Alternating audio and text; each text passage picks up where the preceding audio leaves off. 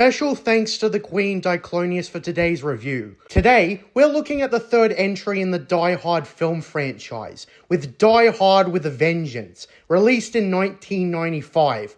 Die Hard 2, while a solid watch, was a little underwhelming. So if I had to say something to say about this film before the actual review starts, it's that this film is a great return to form.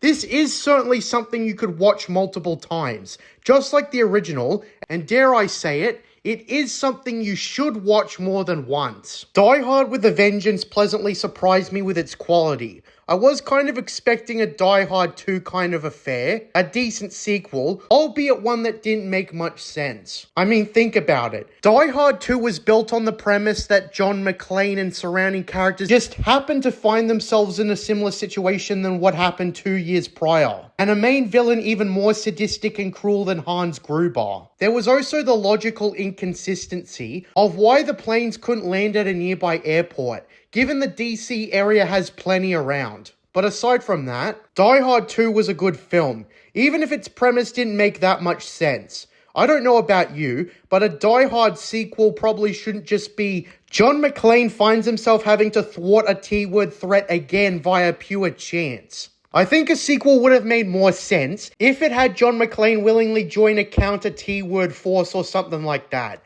Then you can have a million excuses there. I will say firsthand that in this sequel, they actually had a premise that made sense from the antagonist's point of view, and John McClane isn't randomly thrown into the mixer by pure chance. So without further ado, I think we should get into the film itself. So the first film took place in Los Angeles. The second one took place in Washington, D.C. So the chosen location for the third film is New York, the Big Apple, the city that never sleeps. Take your pick. The opening of this movie is an establishment of the fine city millions call home, until out of nowhere, an explosion goes up and erupts anyone nearby into shock. How does this relate to John McClane? Yeah, well, it turns out the T-word who orchestrated the bombing contacts the authorities, and the culprit, who only identifies himself as Simon, sends out a demand to the police chief that John McClane specifically has to do something humiliating in order to prevent another bombing. What is he to do specifically? The payoff is actually hilarious. But for now, McClane is sent to go out to Harlem, and it's established that he is now estranged with his wife, now more than ever, and he hasn't spoken to her in ages. This is the first scene we get of McClane, and just like what his fellow cops say, he looks like absolute shit. Now, unlike the first two films, McClane is getting a sidekick who will jump face first into danger with him. That's where we get introduced to our secondary protagonist, Zeus Carver, played by Samuel L. Jackson. Yeah, he's in this movie, and he's golden. Zeus basically owns what I presume is a pawn shop, and after talking to two street kids, they point him to McClane out in the open with a banner across him, which reads, "I hate N-words." It's just hilarious how they saved this reveal up until we get Zeus's point of view, where he sees McClane, who for all he knows is a goddamn lunatic, going into Harlem, known for its black population, and having a sign like that out. And what does Zeus do? He goes out to confront him. He flat out asks McClane what the hell he's doing, thinking that he's a nut job, and despite McClane trying to explain that this blatant racism is for the greater good, Zeus informs him that his neighbors won't take the sign as lightly as he does. Then speak of the devil, they show up and decide to attack McClane for perceived racism, and Zeus ironically bails him out by ripping off the gun that was taped to his back and getting a taxi to drive them away. That's basically how Zeus gets roped into this little adventure. Now, the humor was on point. They utilized the bad guy's request for utmost shock value, and this is the beginning of the dynamic between McClane and Carver. The two are goddamn hilarious together, and in this movie, it's sort of the reluctant allies turned friends sort of arc, since this is literally how the two met, and it couldn't be a more sour impression of each other. Even if McClane could later explain that he was being forced to do so by the bad guy. Anyways, this is where the pair go back to the police station, and it's here where they begin to speculate on who this mysterious Simon is. Initially, they don't have a lot of clues to go off of. McClane probably screwed over a lot of people as a cop by foiling their plans and arresting them. What they have caught on to, however, is the type of bomb Simon is using. Very well made. and is easy to set off at a moment's notice. So then they call Simon back. As he comes off on the other end, Simon is heavily accented, and he basically ropes both McClane and Carver into his next game. Basically, Simon states that he had a well-laid trap for McClane, which was foiled by Zeus, and so he's going to screw the both of them over before he hangs up. He ends up calling back shortly after, and he demands that both McClane and Carver go to a certain payphone in 15 minutes and pick up, and that failure to do so will be treated as non-compliance. The police chief does try to talk Simon down and insists he give up on McClane, but Simon won't be swayed that easily and maintains his demands for McClane and Carver to go by a certain payphone at a certain time. Now, it probably doesn't take Scooby-Doo to figure out who this guy probably is, given his German accent, but I still appreciated the elusive persona this guy gave off. Because it's not just who he is, it's also what he will do to screw McClane over. These mind games are pretty well done, and certainly does a lot to make Simon stand out from the last two. So with that being said, Zeus initially opts out, but when McClane is given back his equipment, McClane has to remind him that the next bomb could just as well be in Harlem. So if he cares about saving the black neighborhood, he's got to help him. That's enough to convince Zeus to tag along, even if he really doesn't want to. He doesn't give two shits about McClane or the white man, but if it means saving his neighbors, he has to. That doesn't mean that the pair are automatically getting along. Zeus still has some resistance even as the phone ominously rings. McClane has to half beg Zeus to stay, and upon answering the phone, Simon basically puts the pair through a riddle, and the pair are forced to call the right number back in order to prevent a bomb from going off. The pair argue back and forth doing the math, talking over each other, and answer the phone 10 seconds late, to where they dive out of the way to prepare for an explosion. Except it turns out it was a distraction, because Simon didn't say Simon says. The pair are then instructed to go to a nearby payphone at the subway station, this time with the insistence of Simon says. You know, something I also like about this movie is the portrayal of New York itself. It's pretty much how I envision the atmosphere of New York to be like, with rude pedestrians and busy streets. I say this because the pair realize they've got 30 minutes to answer the payphone in the middle of New York traffic, and John McClane is forced to requisition a taxi driver's vehicle in order to make it there on time. And the pair continue arguing on the fastest way there. And McClane decides to take a shortcut through Central Park, but upon exiting through the park, they get blocked by traffic. And McClane is forced to call in dispatch to clear the way, as he continues driving erratically to get to the payphone in time. Now, since Simon threatened to blow up a subway train, McClane pinpoints the exact train at the location and tells Zeus to go the rest of the way in order to pick up on the payphone. It's a pretty flawed plan, but it's the best they've got. McClane jumps onto the train underneath and manages to get inside, proceeding to locate the bomb and trying to carry it out.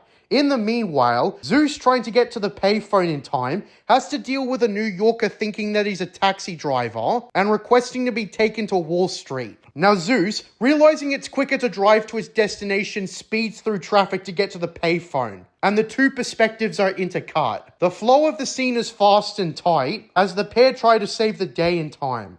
I should also note here that Zeus gets a good look at the Twin Towers in the years before that site was lost forever by a T-word threat John McClane wasn't there to stop. It's interesting looking back at these older movies that simply had the Twin Towers and the World Trade Center visible in general, and it's also ironic that in a movie about stopping T-words, the Twin Towers in this shot are used as an indicator to Zeus that he's headed in the right way, so he can stop innocent lives from being lost. So from Zeus's point of view, he speeds right through to the station at Wall Street, sprinting through everyone in order to get to the payphone in time, and of course, not stopping to pay for entrance. A guard spots him skipping the line and chases after him. Just as McClane spots the bomb and takes it off the train, Zeus is forced to yell at a man using the payphone to get off so he can collect the call in time. And you know, I can't believe I didn't see it before, but now I know where that scene from The Incredibles came from. In an iconic scene in its own right, the subway guard holds Zeus at gunpoint. just as the phone starts ringing, and Zeus insists that he has to pick up the phone. And Jackson's intense delivery is pretty much on point with how it was like in The Incredibles, where he intensely spells out that if he has to be shot, so be it. But he has to answer the phone, all before he grabs said phone and answers it. Unfortunately, this is all for naught, as Simon wanted both McClane and Carver at the payphone, and since he's not there, the bomb will be detonated. And just then, McClane throws the bomb out and it explodes, but the shockwave causes the train to wreak havoc, endangering many people. However, what's done is done, and McClane saved as many people as he could, and it's in the following scene where we get the identity of the culprit. Yeah, I've laid off saying it for a while, but the FBI speak to McClane and identify the man with the German accent. It's Simon Gruber, who you might have guessed is the brother of Hans Gruber, the villain from the first film. Now, when this came up, I got a lot of Indiana Jones and the Last Crusade vibes, where they were sort of stuck at what to do with the bad guys, so they just made them the Nazis again for familiarity's sake, and because it was safer. You might see this as something similar, where it's like, oh my god, Hans Gruber has a brother, and he wants revenge, but there is a distinction to make. To be fair, I criticized the second movie for having a completely irrelevant antagonist who just forces John McClane into stopping him by sheer luck. But here, it actually makes more sense. John McClane is logically roped into stopping his schemes, which isn't just dumb luck. Like, it's obvious they did this because they wanted some callback to Hans Gruber, having became an iconic villain of cinema, but I appreciate that this was actually done so that John McClane doesn't just magically find himself having to thwart a T-word threat again, because there's a consequence to the first movie. I mean, I did suggest that the second movie could have had John McClane deliberately try to stop a T-word threat instead of being roped into it, but at least the third movie has some kind of excuse to logically exist. So Simon Gruber is here, and he's here to make John McClane pay. Also, I know it seems like a tired trope to have a family member or an associate of the main bad guy come back to try and kill the hero years later, but the way it's constructed, it actually makes sense. Just bear with me. So Simon calls again and instructs McClane and Carver to go to yet another payphone, or a bomb planted within the area of a school will be detonated, and they have to go on foot. The police go and try and search for the bomb by informing all the schools. And it's actually here where we get the first on-screen appearance of Simon Gruber, played by Jeremy Irons, who, despite having the late Alan Rickman to live up to, is quite the accomplished and renowned actor in his own right. So the casting for him to be the brother of the original character was actually quite a good one. We basically learn here, via a single line of dialogue, that the bomb was a simple distraction, and Simon Gruber has bigger plans in mind. As a shitload of trucks go off and Simon poses as a cop, and fools the cop in charge that he's here to help, all as he and his goons waltz into the Wall Street building, and basically proceeds to steal all the riches from the vault. Yeah, this whole T-word plot was a ruse. They swiftly break into the bank and steal all the gold reserves, and subdue anyone who gets in the way without killing them. There's actually only one casualty, and it's this guy, who tries forming a defensive position to fend off the bad guys. Simon's girlfriend ends up slashing at him to death, but even then, Simon restrains her when she's cut him up enough. While it's not obvious at the start of the movie, Simon Gruber is characterized as being more merciful than his brother. While Hans would not hesitate to kill whoever got in his way, Simon goes out of his way to minimize casualties. Now granted, this guy is not some Robin Hood. The bombs he placed around New York endangered many people who could have been killed, but his main priority was to steal, not to kill, and did more to prevent needless deaths compared to Hans. Simon is obviously still the bad guy because of the bombs placed around the city, and also for other reasons such as being a tad racist. I mean, after all, he tried to get John McClane killed for shits and gigs by forcing him to walk around with a racist sign. And in general, Simon seemed to be drawn to criminality like his brother. So anyways, when McClane and Carver get to the payphone, however, they're given another riddle. That leads them to an elephant statue, and it's here where they uncover a bomb. McClane makes the mistake of opening the case to set the timer, and Simon gives him the challenge of disarming the bomb with 4 gallons of water with a 3-gallon jug and a 5-gallon jug. If they can fill the correct amount of water, they will disarm the bomb. Yeah, this is the sort of puzzle that would happen in a video game. And the pair again argue over the math on how to fill the jugs with 4 gallons of water to stop the timer. Now it's here where the two actually start to get along, as there's a huge celebration that comes when the pair manage to figure out how to solve Simon's puzzle. And they solve the problem with 5 seconds left on the clock. Yeah, that might actually seem like an unrealistic reaction, but I actually like it because they managed to save the day. And if that doesn't make you feel like a hero with a sense of pride and accomplishment, I don't know what will. And besides, they must feel pretty confident that they used their heads to figure out what to do. However, Simon Gruber on the phone remarks that he's not going to give away the location of the bomb in the school, and that he has 2 hours and 47 minutes for the police to figure it out. You know, the riddles thing is pretty similar to Batman Forever, and that film came out the same year. Thought I'd just point that out. But this one's more practical because John McClane isn't a detective, let alone the world's greatest. Anyways, the pair jack some kids' bikes, and it's here, based on what the kid says about Wall Street, that McClane realizes that Simon Gruber's up to something else. At this point in the adventure, should I call it, both characters are pretty dirty and their clothes are completely ruined. And unfortunately for them, they aren't given a break. Then the pair of them decide to roll over to Wall Street. The bad guys instantly spot them, and Simon gives the order to kill McClane after being pressured to by one of his allies since he's toyed with the dude enough, but he decides to let Carver go. Now keep in mind, the bad guys in the area are dressed like New York cops. So Carver gives them the suitcase bomb, thinking that they're law enforcement, and they buzz off. They actually originally planned to leave the suitcase where it is because they don't want to ride with it, but when it's pointed out that a kid could stumble across it, they decide to put it in the back. So yeah, while Simon wasn't involved in this, it seems the rest of the bad guys have the same standards Simon has. I can imagine this is because Simon selected less ruthless criminals to assist him. Speculation aside, McClane wanders into the bank and asks to go down to the gold reserves. And he catches on that the bad guys are wearing the same numbered badges and manages to get the jump on them before they can kill him. Even though they outnumber him 4-1, he quick shots 2 of them pretty fast and manages to kill the other 2 after a struggle. McClane and Carver actually meet up down below, and it's here where they figure out that this was all about a heist. They came in and stole next to all the gold in the bank. They recall a small moment earlier in the film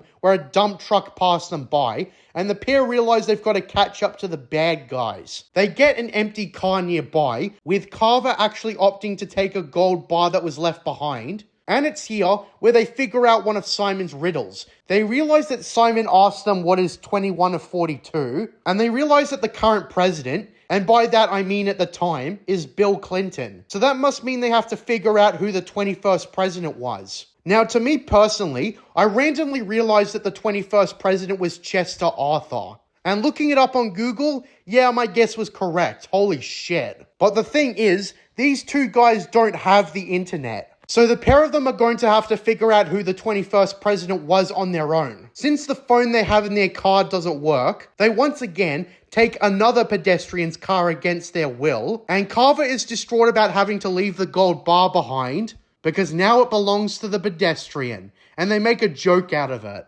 Now, so far, the movie is pretty fluent with its pacing, and the pair trying to find the dump trucks. McClane opts to call his supervisor and try to catch them up to speed on what Simon's real plan was, but the cell service cuts out before McClane can find out who the 21st president was. So yeah, the whole thing is sort of a mess as McClane pulls over a guy with a dump truck, who unfortunately for him, isn't one of the bad guys. Although he's able to lead him to a tunnel construction zone, in which McClane quickly figures out that the bad guys likely passed through the tunnel. I should also mention that Simon decided to cause a panic as he decides to call a radio station and leak the fact that the police are searching for bombs across the school district to cause a panic to slow law enforcement down. Anyways, McClane and the truck driver go through the tunnel system and spot a dump truck frozen in place. This is yet another distraction to try and waste McClane again, but McClane yet again gets a jump on the bad guys, and he gets the truck driver who accompanied him to get in contact with his superior, and he actually finds out who the 21st president is,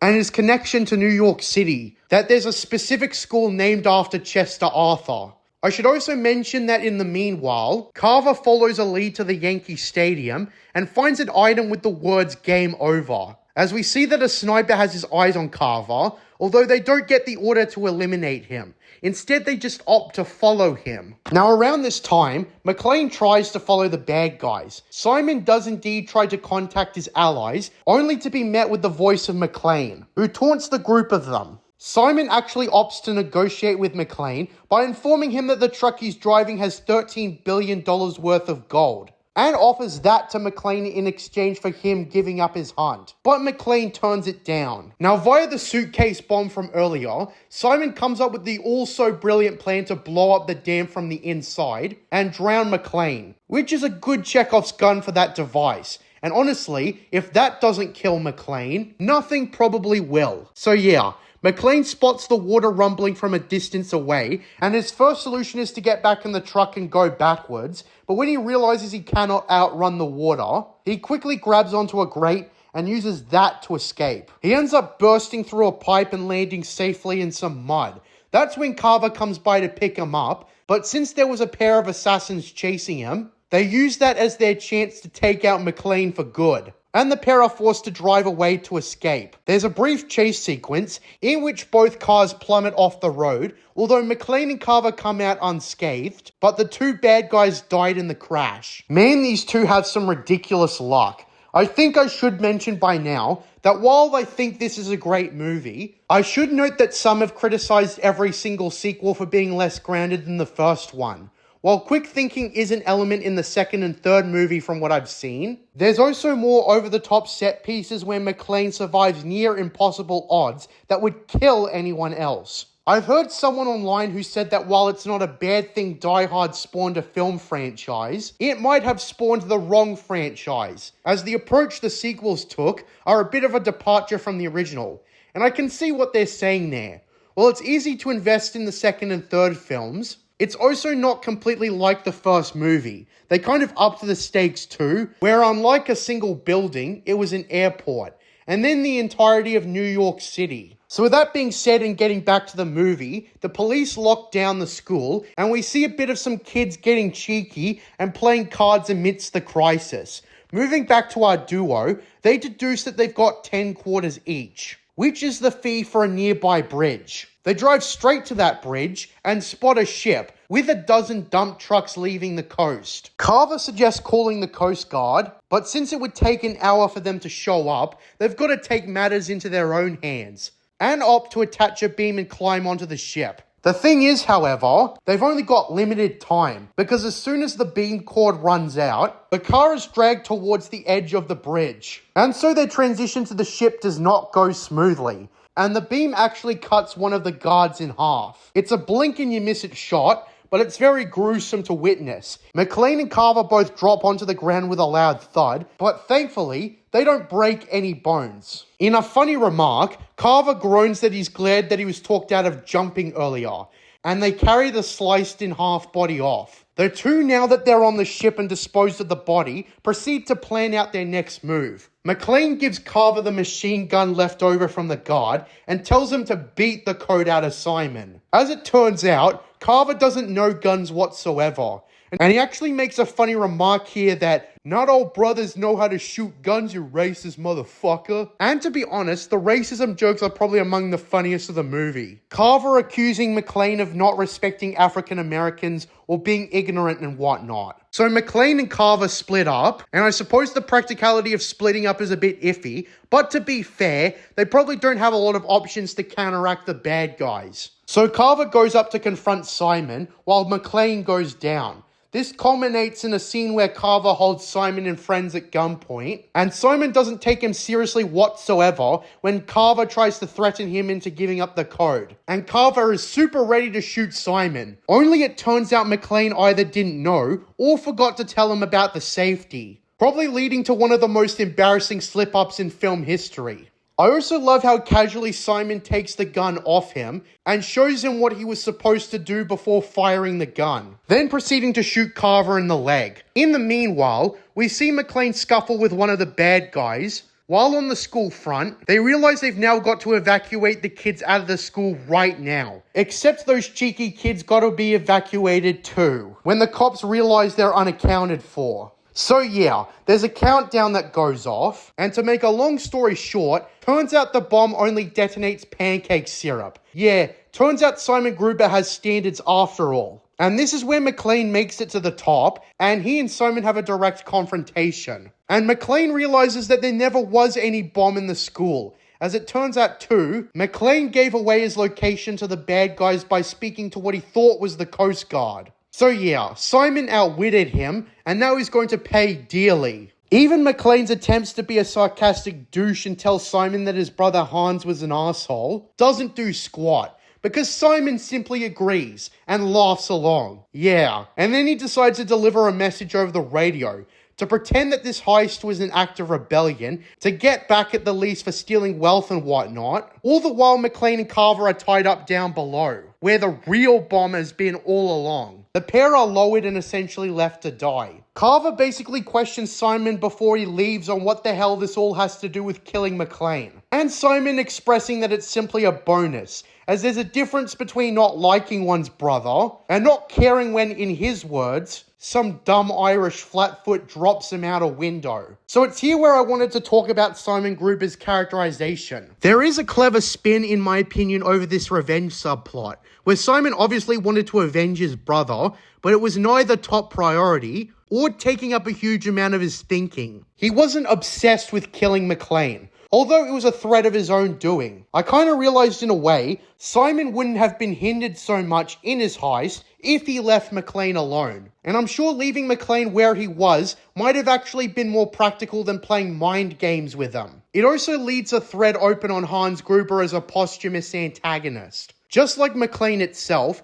it would be cool to see a prequel series that focused on the Gruber brothers, as I feel there's a lot of potential in a story there, and maybe we could see what Hans thought of his brother in turn. That aside, it's just as interesting leaving this up to speculation. Regardless, McClane asks for some aspirin for his headache before Simon leaves, and so Simon throws him a bottle, and leaves him to die alongside Carver. We also see that Simon stabbed one of his henchmen Targo in the back as he prepares to leave the ship, and his girlfriend Katya proceeds to execute him. With that aside, the movie focuses on McClane and Carver attempting their escape. McClane knows right off the bat that Simon has kept the gold for himself, citing that his brother planned something very similar 7 years earlier. The pair manage to work together to unbind their cuffs, and they chat off each other. Among the topics they talk about is McClane's married life. McClane is estranged with his wife naturally, but before they can discuss her further, Carver manages to undo McClane's cuffs, freeing him. Although Carver accidentally drops the lockpick, and McClane looks around for something to free him. And it even gets to the point where Carver insists McClane to just leave him and get off the ship. But McClane refuses, as he doesn't want his death on his conscience. I actually kind of like how it's not purely out of selfless heroism, but rather McClane kind of doesn't want to abandon Carver and feel guilty about it. So while it is heroic of him to risk his life by staying behind, it's also for somewhat selfish reasons, if that makes sense. Anyways, McClane manages to bust open Carver's cuffs the hard way, but obviously being shot in the leg, he has to be carried out of the ship somewhat. He actually ends up bunny hopping, and the two narrowly escape the ship blowing up. They're saved by the authorities, and it seems that despite their survival, Simon and his goons got away, because who the hell knows where they're headed to now. McClane is given a quarter to call his wife, but immediately, McClane taking the bottle of aspirin realizes where Simon Gruber is, because of the location label on the bottle, and so he realizes it's not over yet. So in the meanwhile, Simon and his allies celebrate their successful heist, and it's all with alcohol, and Simon even has brief sex with his girlfriend. A scene thrown in because this movie had everything else. No, really, that's the explanation the filmmakers gave. Although it doesn't last long, because the authorities turn up, with John McClane on the loudspeaker, cocky as ever. So at the last minute, Simon comes up with a backup plan, while announcing he has something personal to finish. Then comes the movie's iffy ending. I say iffy, because at this point, the battle choreography is really off. Basically, Simon manages to ground McClane's chopper, and McClane decides to run to attract attention away from everyone else in the chopper, as Carver's seatbelt is jammed. Now, I know the machine gun isn't supposed to be deathly accurate, but what stops Simon from shooting in front of McClane's run path? Yeah, that never really sat right with me. To be fair, however, it's just a few seconds of running before he's able to get into cover, with McClane trying to put bullets into his gun. And then he realizes Simon's chopper swoops in, that he can fry them with the electrical wire. And so he shoots a cable off, it lands towards the helicopter, and in the attempt to dodge it, Simon's chopper propels into an electrical tower, and bam! Yippee-ki-yay, motherfucker. McClane even tells Simon to say hello to his brother for him before the killing blow. And then there's a scene of McClane and Carver talking, now friends from this whole wacky adventure, as McClane decides to call his wife back, and then the credits roll. The end. So yeah, that was a rather abrupt ending. And honestly, seeing the original ending that's available online, they should have gone with that. But looking at the finished movie as it exists, this was actually pretty good. While it's very Indiana Jones and the Last Crusade-esque, with the bad guy being the brother of the original main villain, I think it works. And they certainly do make Simon his own character, played by a talented actor in his own right. Simon has more resources, but he also has standards and tries to minimize casualties. And it's easy to see that while he did not obsess over McClane, perhaps he would have won in the end if he left him alone. On top of that, Zeus Carver was an excellent character not seen in the original.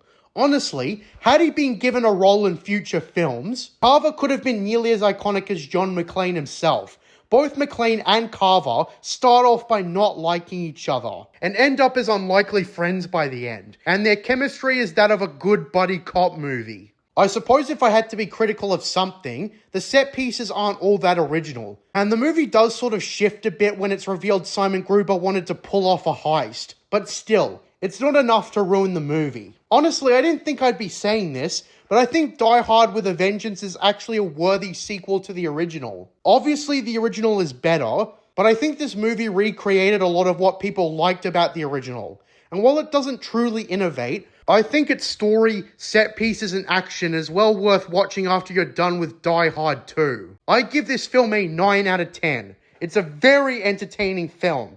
And honestly, who expected the third movie after an iffy second film to bounce back as much as it did? Just saying. I'm JJ Plagiarisms. And until next time, what are stories from mystery boxes? Under the mountain, a golden fountain. Were you praying at the Loris shrine? But oh, your city